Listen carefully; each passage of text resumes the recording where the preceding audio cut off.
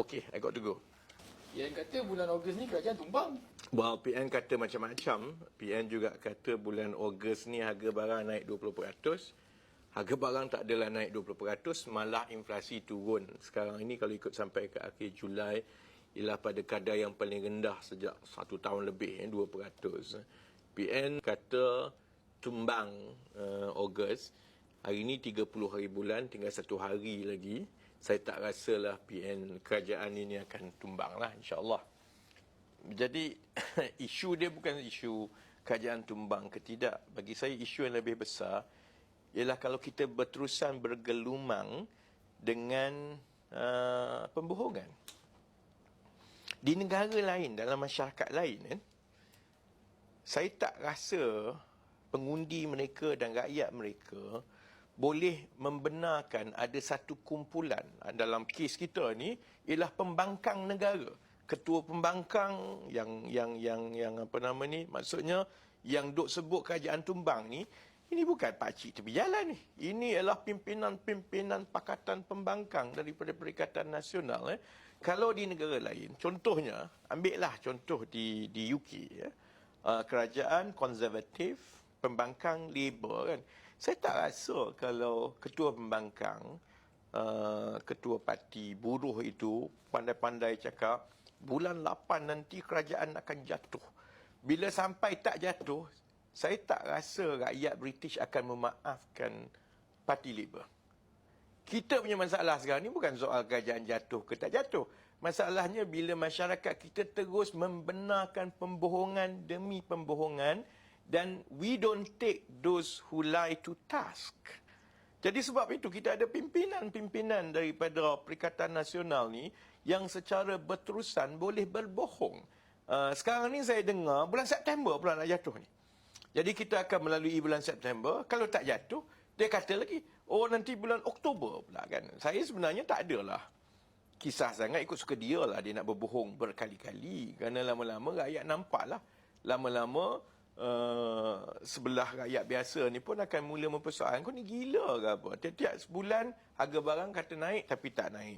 Kerajaan akan jatuh tapi tak jatuh. Ni apa jenis manusia berbohong berkali-kali ni? Jadi yang itu pun saya tak bimbang sangatlah. Saya ingat lama-lama rakyat kita pun menyampah juga. Kesan dia ialah kepada ekonomi negara. Bila kita ada pimpinan rasmi pembangkang daripada Perikatan Nasional yang terus memainkan sentimen bohong ini, yang kononnya kerajaan akan jatuh dan lain-lain, demi untuk menyedapkan hati walaun-walaun mereka. Kalau kesan dia itu hanya walaun mereka tu kecewa, tu ikut suka dia lah. Dia nak balik frust menongging ke apa, dia tak ada kesan. Tetapi pelabur, bila dia nak melabur di dalam sesebuah negara, dia tengok kepada kestabilan politik. Dan Malaysia ada sejarah sejak 2018, bermula juga daripada geng-geng Perikatan Nasional ni lah yang tebuk atap dulu ni. Jadi tebuk atap mula-mula, lepas tu 18 bulan jatuh, lepas tu bergolak lagi. Jadi akhirnya sekarang ini satu perkara utama yang terus dinilai oleh pelabur, baik pelabur jangka panjang melalui FDI ataupun pelabur jangka pendek melalui pelabur-pelabur portfolio dana yang masuk ke bursa dan lain-lain ini, ialah dia nak tahu kerajaan ni betul-betul akan kekal 5 tahun ke tidak. Sebab mereka suka dengan perancangan ekonomi dan pembentangan yang kita dah buat. Setiap kali kita bentang, kita boleh tengok dia ada kesan kepada bursa. Tak percaya, pergilah tengok bursa. Pergi tengok bursa, bila ada pembentangan ekonomi madani, dia naik. Bila kita bercakap tentang peralihan tenaga, bursa naik. Jadi memang sudah ada tindak balas daripada pelabur-pelabur kerana mereka suka. Sebab tu juga kita tengok ada Infineon, Tesla lah, Geely lah, Rongshan dan sebagainya. Puluh-puluh bilion bagi komitmen untuk melabur. Tapi mereka akan tetap tanya, ni kekal ke tidak ni? Sebab kalau kerajaan jatuh, aku tak nak masuk lah.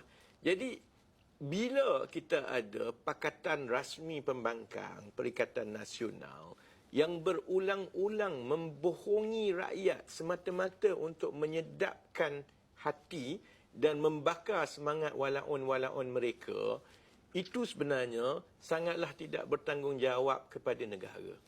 kerana itu menggoyang keyakinan pelabur-pelabur kepada negara. Yang terkesan, dia bukan soal menteri kami sangat ke apa. Saya boleh je sebenarnya masuk, clock in, clock out. Macam menteri-menteri dia orang sebelum ini, Perikatan Nasional. Clock in, clock out, ambil gaji, tak buat apa. Tak apa. Sebab gaji tu tak masuk. Kami tu tak masuk. Kalau saya buat keputusan, lepas ini aku nak goyang kaki macam menteri-menteri sebelum ini.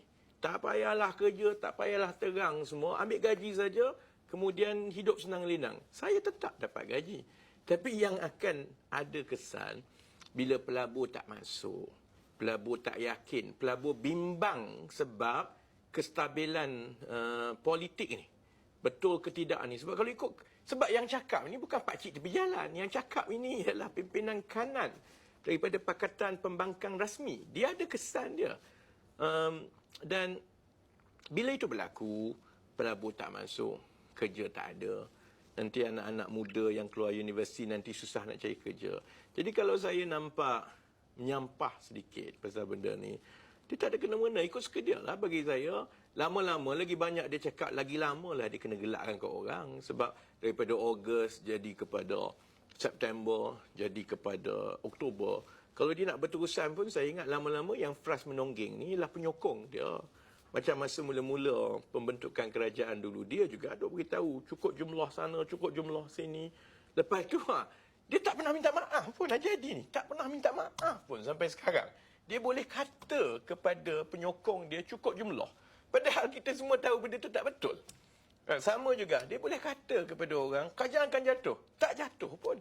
Tapi dia tak ada nak minta maaf, nak rasa bersalah. Jadi, kalau dia nak bagi penyokong dia Fras, ikut suka dia lah. Tapi, kalau ini berterusan, yang akan jadi mangsa adalah rakyat kerana dia memanjangkan atau dia mereka-reka cerita politik yang menggambarkan kerajaan akan jatuh sedangkan perkara itu tidak akan berlaku.